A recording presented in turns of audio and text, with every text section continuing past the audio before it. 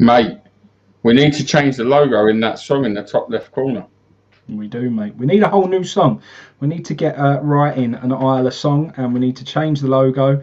We've got lots of work to do, mate, but we will get there. Indeed, and we're meant to be starting the Patreon tomorrow. So anyone who does want to get involved in that, please drop us a message.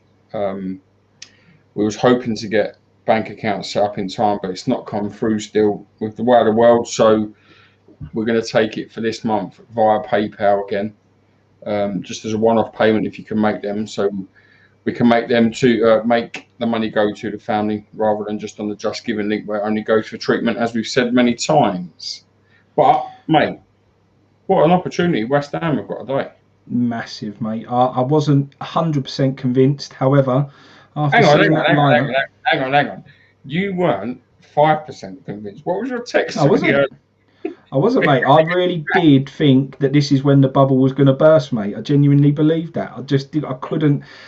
Mate, it's hard, isn't it? I know it's easy to get wrapped up into it, and it's easy to get excited, but we don't go 5 wins in a row, mate. We just don't. However, now I've seen that lineup, there definitely is no better chance you could have than going and rolling that mob over today. There is a massive chance for us, and if we do, wow, what a start to the new year it will have been. And yeah, mate, we're flying, absolutely flying. Yeah, I've literally just tweeted, and the thing we can't do, and I don't think we will, but I don't think David Moyes will allow that. We can't look at this, or the players can't, and get complacent and think of what's not on the pitch for them. We've got to stay focused, and we've got to worry about what we have to do right, rather than what they could do wrong with. Here's the big question, mate. The big question that I really want answered, and I don't have the answer. I wonder if the people in the chat have got an opinion on it, want to get your opinion on it. With that defence that they've got out there today, mate, there is no better chance to get right at them and to take the game to them. Now, you've been saying of late, you want to see us try and take games to teams more when it's not a very good team. Well, Liverpool are a good team. However, if you was the manager, if you're sitting in David Moyes, do you look at that and go, we've got to get at them? Because if we can get at them and we can get on top of this game, we can go and win it. Or do you think it's going to be, no, stay tight, stay focused, do what we normally do, keep it difficult for them, definitely make sure they don't concede and build on it and go at them in the later stages like we like to and have done of late? We have to go for it. And the reason why we have to is because we've got our fully strengthened side. When we haven't got Antonio, that's why we approach with caution. That's why I've said what I've said many times. The visit of Brighton, the trip to Everton, the trip to Southampton. Don't get me wrong, there was results that come out of it. We won at Everton. But I don't want to watch West Ham approach today like that, not with a fully fit squad. I wouldn't have wanted them to have seen them done that at Everton or Southampton. But with what we had at that time, I understood why he done it. I don't want to watch it all the time. But for me, and I said it back then, the worry was we never adapted in the way we played. We only played that one way because we had no Antonio. We still, if Antonio gets cropped, listen, there's a day left in the transfer window and we ain't got a forward still. We can't forget them things. We could go and play today. We could go and beat Liverpool possibly today, not sign a forward tomorrow, and then we find out Tuesday Antonio ruptured his hamstring in the match today and he's going to be out for 6 weeks. Then everything's just being undone again. That's the problem. So today, with a fully strengthened side, doesn't matter what Liverpool's team is, we have to play to our strengths. If you wanted to play Liverpool today with Antonio up front and a fully strengthened side and sit back and let them come at us, they're going to score. They're that good. They will score. Whether they're shorter players today or not, they will still score. You know, we can sit and say it's Shaqiri. The same kid or the same man who come from Stoke where we got an Arnautovic. We know what an Arnautovic could do. Shaqiri's a good player. He can do it. Shaqiri would still be a good player if he played for West Ham.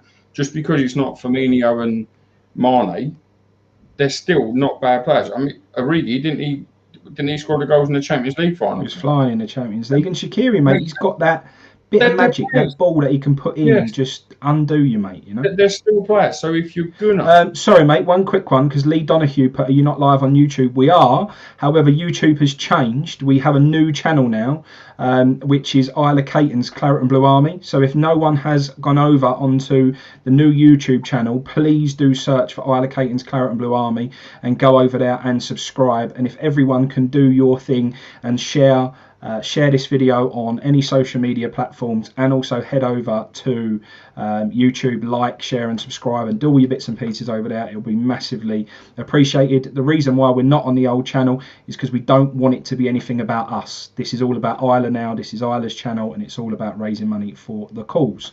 Sorry, mate, carry on. Yeah, and with the lineups, mate, for us, because we're fully strengthened, we just got to go at them. Antonio will cause them trouble. We see Antonio miss glorious chances last week, and me and you spoke on the phone before we come on today. We ain't going to get. Well, I don't think we're going to get as many chances. I think their defence is going to be a bit vulnerable, but I don't think we're going to get as many chances. And for that reason, you've got to take them. You can't afford to miss the 4 chances he missed. You can't. And with all respect to him, because he's doing a great job for us. I'm not going to say he ain't, but a proper forward wouldn't miss them 4 chances. And today, I don't think he's going to get 4 good chances. He will get 1 or 2, and he's got to make sure he's got his shooting boots on. For me, that's my opinion. But I think we can win. I do think we can win, but what we can't do is give them respect, because we've got enough about us. We're in good form.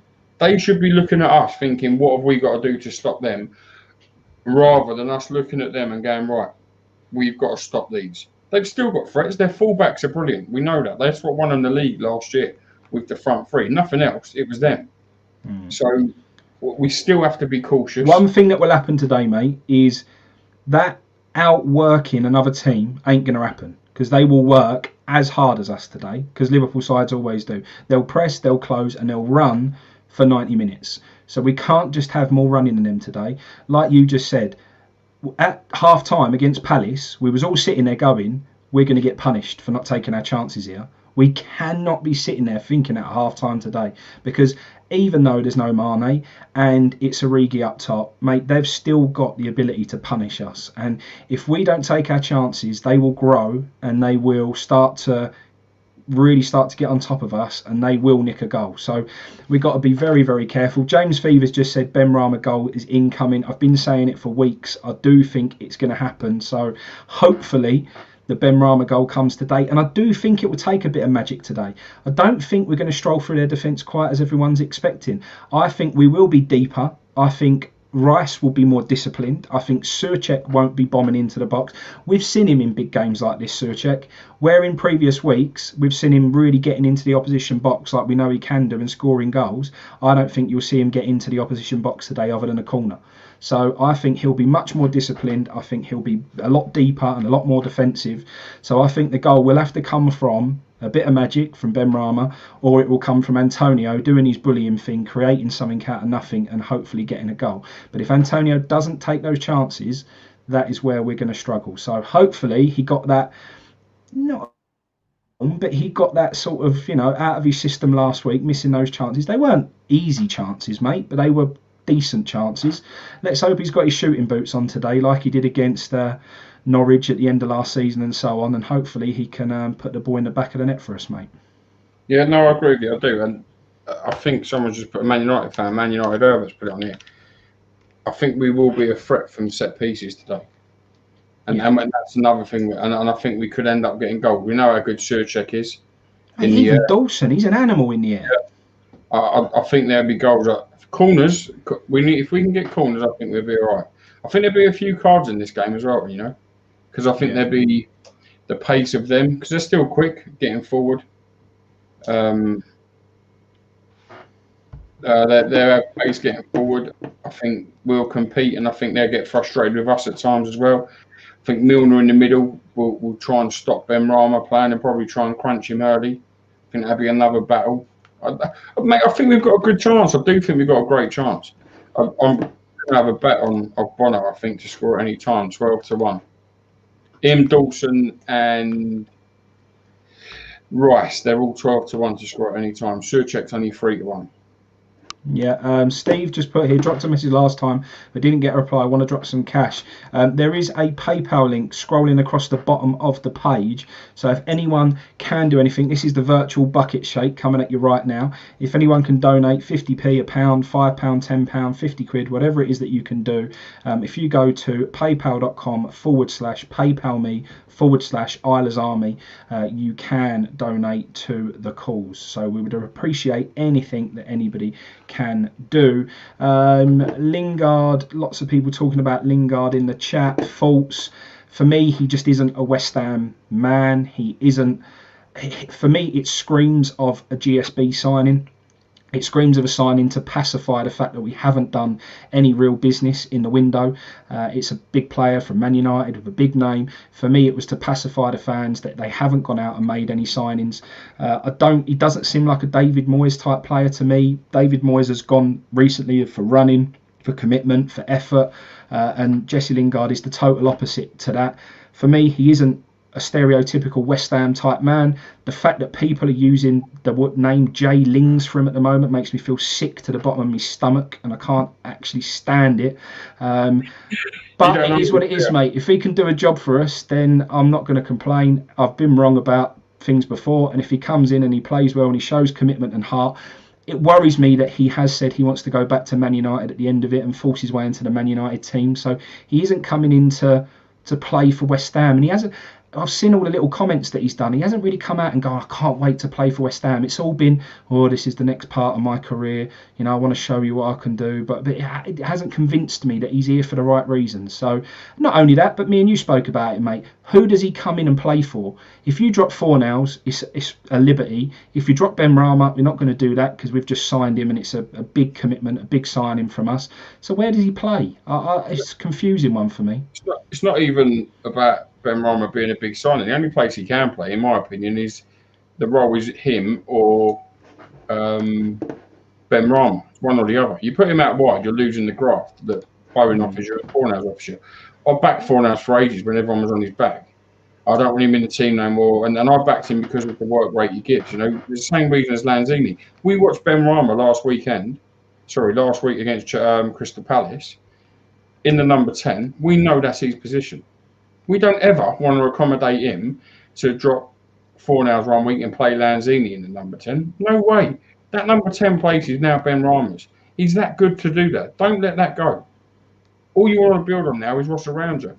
Does Lingard getting in front of Fornals for me? No, not at the moment, not at all. Is he getting in front of Bowen for me? Not at the moment, not at all. The man sits on the bench.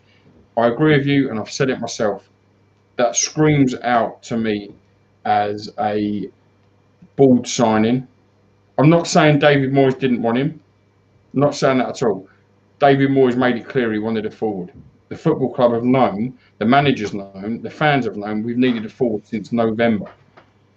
Not since January, November. It's the 30th of January. Or is it 35th? No, 31st. And we've not signed a forward at the football club still. We've lost one, but we've not signed one. So now we're down to one. And we all know Antonio's history. Yeah. With Lingard, if we get Jesse Lingard, the footballer of 2-3 years ago, I think it's a good signing. I don't know where he gets into the team at the moment, but I think it's a good signing. Like you said, the worry is he'll be given back at the end of the season because that's what he wants to do. Yeah. Man United Herbert, mate, has just said as well, he stopped all that off-field crap and everything else. And I've heard about that he's a changed man. Liam said he can't stand all the stupid dances, everything wrong with modern football. I was going to give him the benefit of the doubt that he had stopped all that rubbish. And I said to you, and just got on with his business. Bowen came in, just desperate to want to play football, got on with his business. Soufal come in, got on with his business. Jesse Lingard has come in, went onto Instagram, posted his luggage with a Goyard bag, a Louis Vuitton bag, a Dior bag, and was like, I'm on my way to London. For me, that proves he hasn't stopped all of that. He's the same idiot who's only interested in designer things, materialistic goods, and showing off on Instagram as he's always been. That's not what I wanted to see. I would have rather seen him on a training ground, in his training kit, running his balls off, to show that he's here to graft. And that I would have turned around and said, he's a different man. The fact he went onto Instagram to show off his luggage and he's on his way to London says to me that he hasn't changed. But I will be happy to be proven wrong, mate. Yeah, mate, and listen, I as much as I think it's an owner's signing, I hope he turns out to be the best player I've ever seen in West Ham shirt. I do hope that. Every signing we get, I do hope that. But it's a genius move from the owners again, because we should be screaming right now, why have you not brought in a player? Why haven't you signed anyone? We're sitting 5th in the Premier League, a massive platform to kick on and do something this year. We should be screaming at them, go and make a statement, go and kick us on. They've brought in Lingard, and actually we don't hear any noises about anyone moaning that we haven't signed a player. It's a genius move by the ball, genius. Because you come from Man United. If we were signing a Sheffield United player today or yesterday, and he weren't a centre forward, there'd be moans. Trust me, there'd be moans. But the reason I think it's a board signing, and I think David Moyes does want him or did want him, but I believe that the owners went to him. This is a list. What one do you want? And I think he was probably the biggest name on the list. Yeah. Now you don't make a statement, I need a forward at the start of the transfer window, and end up with Jesse Lingard. You don't make a statement, I like Matty Cash, I like Eze, and then come out a couple of weeks later and I didn't really rate him anyway when we weren't going to buy him. Don't come out with statements that we've put a bid in for Tarkowski, whatever his name is, at Burnley, and for Fana when he was away, when you're bidding ridiculously low money, under the valuation. But we come out of it because that's what David Sullivan wants you to think, because we used them 2 words, we tried. Yeah. No, it's a shame because we're doing so well. But this is what gets me with people like TalkSport, with Martin Keown, Trevor Sinclair the other day, who has been tweeting, hashtagging GSB out, now saying, come on West Ham fans, you're sitting 4th or 5th in the Premier League, get off their backs. It's not about success. It never has been. No. We've done this when we were 4th from bottom. At least we're proving we're consistent. Yeah. Barry Hayes is right here. We need quality backup for midfield and forwards. Can't rely on Lanzini. I think the problem is, I think everyone's happy with the squad because they look at the bench and they see Yarmolenko's and Lanzini's and think we've actually got squad depth. We've got squad depth to bring players on as subs. They're great for the last 15, 20 minutes of a game. The problem that we've got is those players don't last 90 minutes and are not 90 minutes players. So if we get an injury and we need one of them to play for 90 minutes, I think it will completely change the balance of the side, and I think we'd go backwards. So I think we need 90-minute players. The whole balance changed. And this, again, it's nothing against Jesse Lingard at all. And I repeat what I said earlier. I hope he turns out to be the best player I've seen on a West Ham shirt. But that wasn't the signing we needed. Our managers told us we needed a forward. We also need cover for Declan Rice and Surchek for the way we play. We've only got Mark Noble. At the start of the season, let's not forget this. The start of the season, when we questioned centre midfield, we was told we had Noble and Snodgrass as backup. Snodgrass has left as well now. No one else has come in. So our field squad, where we had to name 2 goalkeepers on the bench at Chelsea away, because our squad wasn't big enough and didn't have enough players, our squad has now been shrunk by another player.